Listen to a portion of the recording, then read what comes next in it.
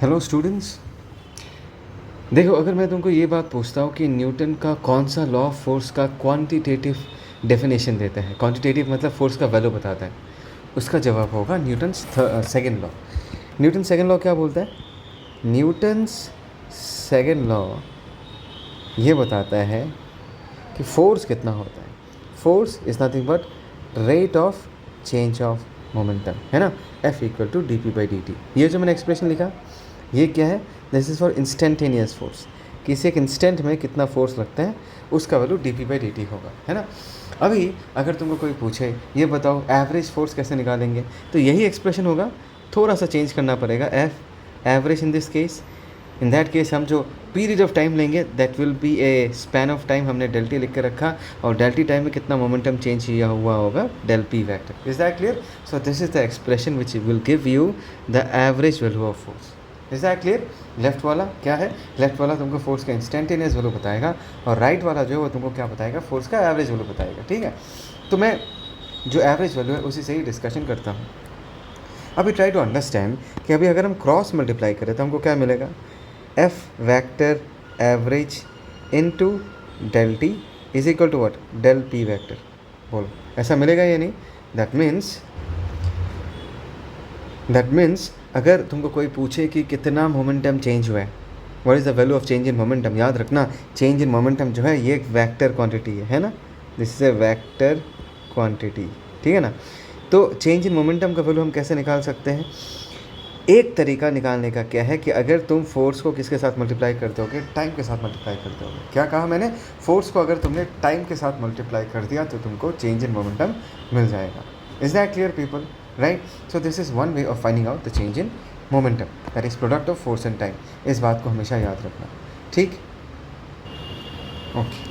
अभी अगर मैं तुमको ये कहता हूँ कि किसी सिस्टम पे नेट फोर्स क्या है? ज़ीरो है।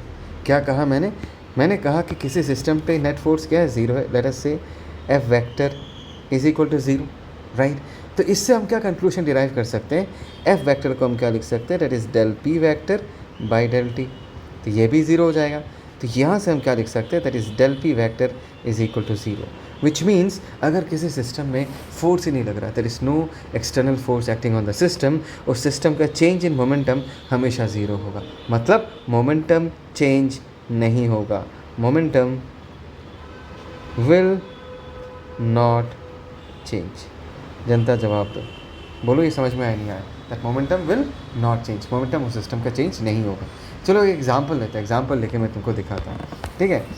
देखो, let us imagine the collision between two bodies, ठीक है। दो बॉडीज़ के बीच का जो कोलिशन है उसको कंसिडर करते हैं। तो सबसे पहले बिफोर कोलिशन वाला पिक्चर ड्रॉ करते हैं, ठीक है।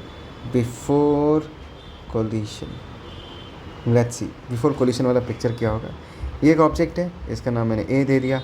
यह दूसरा ऑब्जेक्ट है, इसका नाम मैंने बी दे दिया, ठीक है। इसका मोमेंटम मैंने लिख दिया पी ए वैक्टर, और इसका मोमेंटम हमने लिख दिया पी वी बी वैक्टर, ठीक है। P A vector is the initial momentum of A and P B vector is the initial momentum of B. This is before collision. During collision क्या होगा जनता? Try to understand during collision, ये बहुत interesting है। During collision क्या होगा? अगर ये ए है और बी इसके साथ आके टकराता है, ध्यान देना जनता, ए जो है बी पे फोर्स लगाएगा कुछ इस तरफ, ये क्या है? This is force on B due to A, इस तरफ होगा। और बी जो है वो ए पे भी फोर्स लगाएगा इस तरफ, और इसका वैल्यू क्या होगा? Force on A due to B. बोलो जनता समझ में आया नहीं है? Do you understand this? यहाँ पर F A B and F B A they're action reaction pairs. क्या न्यूटन्स थर्ड लॉ क्या कहता है कि अगर ए ने बी पे फोर्स लगाया तो बी भी ए पे फोर्स लगाएगा। Is that clear people? समझ में आया? So this is the picture during collision. अभी इस बात को समझो, अगर मैंने ए को पूछा ए ये बताओ क्या तुम पे कोई फोर्स लगता है, तो ये बोलेगा यस सर, डेफिनेटली मेरे पे फोर्स लगा। कितना फोर्स लगा? F A B. और हमने क्या सीखा? हमने ये सीखा कि अगर किसी ऑब्जेक्ट पे फोर्स लगता है वो फोर्स उसका मोमेंटम बदल देगा। क्या बी पे फोर्स लगा? यस, एफ बी ए लगा, तो ये F B A force B के मोमेंटम को भी क्या कर देगा? बदल देगा, है ना। सो आफ्टर कोलिशन का पिक्चर एक बार हम ड्रॉ कर लेते हैं। आफ्टर कोलिशन, और मैंने ये मान लिया कि आफ्टर कोलिशन ए यहाँ पर है, बी टकराने के बाद फिर से अलग अलग हो जाएंगे। और ए का तब का फाइनल मोमेंटम मैं पी ए डैश वैक्टर लिखता हूँ, और बी का जो फाइनल मोमेंटम है that is P B dash vector लिखता हूँ, ठीक है। So P A dash P B dash जो हमने डैश दे के लिखा है वो हमारा फाइनल मोमेंटम से, और P A P B this are our initial momentum, ठीक है। देखो यहाँ पर मैं डायरेक्शन पे ज़्यादा ध्यान नहीं दे रहा। तुम ये कह सकते हो कि सर आपको कैसे पता कि ए जब बी के साथ टकराएगा A will continue to move in the forward direction, A तो पीछे भी आ सकता है। हो सकता है यार, अगर पीछे आएगा तो पी ए डैश का वैल्यू नेगेटिव में आएगा, अगर आगे जाएगा तो पी ए डैश का वैल्यू पॉजिटिव में आएगा। तो यहाँ पर हमको साइन को लेकर इतना चिंता करने की ज़रूरत नहीं है, क्योंकि हम वेक्टर फॉर्म में लिखेंगे, है ना, एक्सप्रेशंस लिखेंगे। जब उस एक्सप्रेशन में हम वैल्यू पुट करना चाहेंगे तभी जाके हमको प्लस या माइनस के साथ पुट करना पड़ेगा। अभी हम ये पूरा डिस्कशन एक्सप्रेशंस के साथ कर रहे हैं, ठीक है। Now people try to understand. अभी अगर मैंने सिंपली ए को पूछा, ए ये बताओ तुम पे फोर्स लगा क्या, तो ए बताएगा यस सर इस तरह एक फोर्स लगा है, that is FA/B, मैंने FAB लिख दिया। And let us say this two bodies they stay in contact for del T time. ये मैंने क्यों कहा, मैं इसलिए कहा कि ताकि तुमको ये समझ में आए कि A और B के बीच का जो ये फोर्स है ये कितने टाइम के लगता है। जितने टाइम के लिए बॉडी A बॉडी B के साथ कॉन्टैक्ट में रहता है, तो मैंने ये कह दिया कि A एंड B एक दूसरे के साथ डेल टी टाइम के लिए कॉन्टैक्ट में रहता है, विच मीन्स कि A B पे जो फोर्स लगाता है FBA कितने टाइम के लिए लगता है, डेल टी टाइम के लिए। B जो A पे फोर्स लगाता है FAB वो कितने टाइम के लिए लगता है, डेल टी टाइम के लिए लगता है। और हमने क्या सीखा, हमने ये सीखा कि अगर हम फोर्स को टाइम के साथ मल्टीप्लाई करें तो हमको उस ऑब्जेक्ट का मोमेंटम चेंज का वैल्यू पता चल जाएगा। तो वही चीज़ हम लिखेंगे अभी, ध्यान से देखना। लेट अस से डेल टी टाइम के लिए फोर्स लगता है तो हम क्या लिखेंगे, FAB, ध्यान देना, इनटू हमने डेल टी लिख दिया, that is equal to change in momentum, that is PF vector minus PI। मैंने PF माइनस PI मतलब final momentum of A minus initial momentum of A। PF vector को हम क्या लिख सकते हैं, PA वैक्टर एक डैश दे दो, और PI को क्या लिख सकते हैं, PA वैक्टर, ये लिख सकते हैं, हाँ या ना। देखो मैं फिर से कह रहा हूँ, ये जो है expression this are all vector expression चलता। जब इसमें मैं वैल्यू पुट करूँगा ना तब मैं साइन के साथ पुट करूँगा। अगर एक्सप्रेशन लिखूँगा वेक्टर फॉर्म में तो ऐसे लिख दूँगा, PA dash minus PA। Is that clear. Similarly अगर मैं बॉल B को पूछूँ, ये बताओ कि तुम पे फोर्स लगा क्या, तो B बोलेगा yes sir force on B due to A, जिसको मैंने कहा कि FBA लिखते हैं, है ना।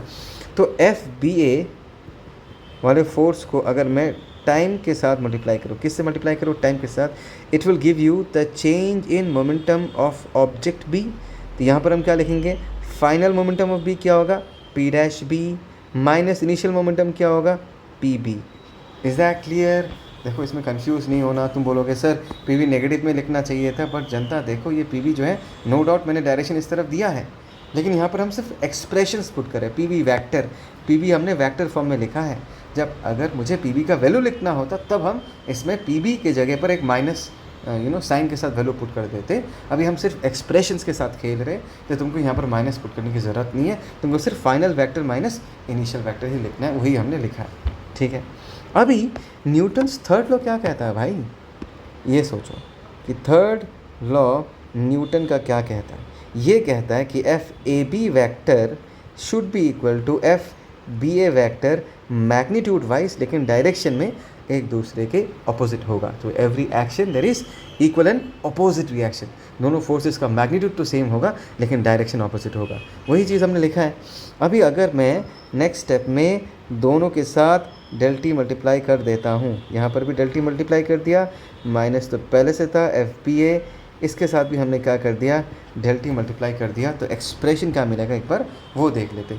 FAB इंटू डेल टी, यहाँ से हमको क्या मिलेगा, PA डैश माइनस PA, ठीक है, माइनस ऑफ यहाँ पर हमको क्या मिलेगा, P dash B minus PB। देखो मैं तुमको एक चीज़ दिखाना चाहता हूँ, यहाँ से हम क्या लिख सकते हैं, PA डैश, इसको यहीं रखा, और यहाँ पर माइनस P डैश B जो है उसको अगर मैं राइट की तरफ लेके आ जाऊँगा तो क्या आ जाएगा, प्लस P डैश B इधर आ जाएगा। और इस तरफ क्या है, माइनस PA को अगर इस तरफ लेके चला जाता तो क्या बन जाएगा, PA वैक्टर, और माइनस माइनस ये कितना हो जाएगा, PV वैक्टर। हमने ऐसा लिख दिया। जनता मैं चाहूँगा कि तुम इस एक्सप्रेशन पे ध्यान दो, focus on this expression. Can you tell me what is PA dash plus PB dash? Can I say PA dash जनता and PB dash, that is the final momentum of the system, that is PA dash plus PB dash, people. And if I ask you what is the initial momentum of the system, तुम क्या बोल दोगे? Sir that is PA vector plus PB vector. तो हमको मिला क्या? Try to understand. PA dash plus PB dash क्या है? This is the final momentum of the system. Janata, system कौन है भाई? सिस्टम कौन है यहाँ पर? सिस्टम में हमने बॉल ए एंड बी दोनों को कंसिडर किया, बिकॉज देखो ए एंड बी दोनों का मोमेंटम लिखा है, मतलब सिस्टम में हमने किसको कंसिडर किया? बॉल ए एंड बी दोनों को कंसिडर किया। और ये क्या है? This is initial momentum of the system. और हमको क्या मिला? दोनों का वैल्यूज सेम है, which means momentum is constant. मतलब पहले कोलिशन के पहले जितना मोमेंटम था, कोलिशन के बाद भी उतना ही मोमेंटम है। इस पर्टिकुलर फंडे को, इस पर्टिकुलर लॉ को हम law of conservation of momentum कहते हैं। क्या कहते हैं? Law of conservation of linear momentum कहते हैं। Law of conservation of linear momentum. Linear मतलब यहाँ पर जो वेलोसिटीज है this are all along a straight line, that is the reason हमने यहाँ पर वर्ड लीनियर यूज़ किया है। कंजर्वेशन ऑफ लीनियर मोमेंटम क्यों बोला है?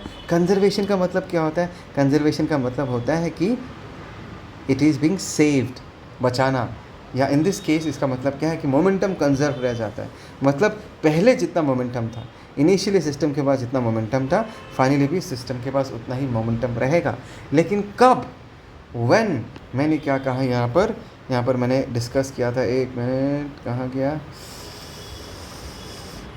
यस, मैंने क्या कहा था कि अगर किसी सिस्टम में नेट फोर्स ज़ीरो हो जाता है, क्या कहा था मैंने? अगर सिस्टम में नेट फोर्स ज़ीरो होता है तो इस सिस्टम का मोमेंटम चेंज नहीं होगा।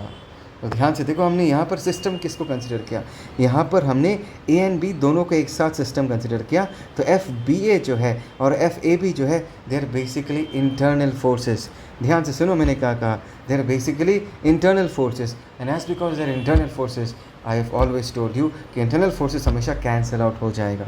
सो अगर मैंने तुमको पूछा what is the net force acting on the system, जनता, what is the net force acting on the system in this case, उसका जवाब तो ज़ीरो ही आना था, because FAB and FBA they will finally cancel out. Mind it, they're acting on two different bodies, but हमने अपने system में A and B दोनों different bodies को एक साथ कंसिडर कर लिया।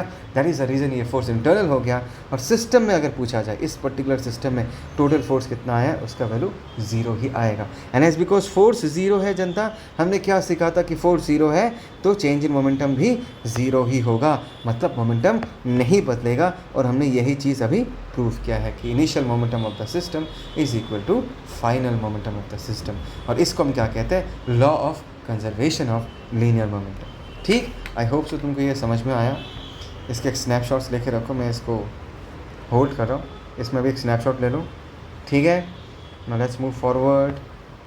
एक मिनट, चलो हाँ, यहाँ तक एक यहाँ तक एक स्नैपशॉट ले लो। ठीक है, एंड ये वाला प्रूफ का एक स्नैपशॉट ले लो। ठीक है, सो this is a little bit of discussion on the conservation of momentum, perfectly speaking conservation of linear momentum. देखो ये जो टॉपिक है ये बहुत ही बढ़िया टॉपिक है और इसको लेके मैं बहुत ही इलाबोरेटली डिस्कस करूँगा इन द चैप्टर ऑफ कलीशंस, जहाँ पर ये पूरा कंसेप्ट बहुत ही अच्छे तरीके से यूज़ होता है। अभी जस्ट मैंने तुमको एक छोटा सा इंट्रोडक्शन दिया है, तो इसको समझो। If you have any doubts please feel free to comment. ठीक है, चलो टाटा।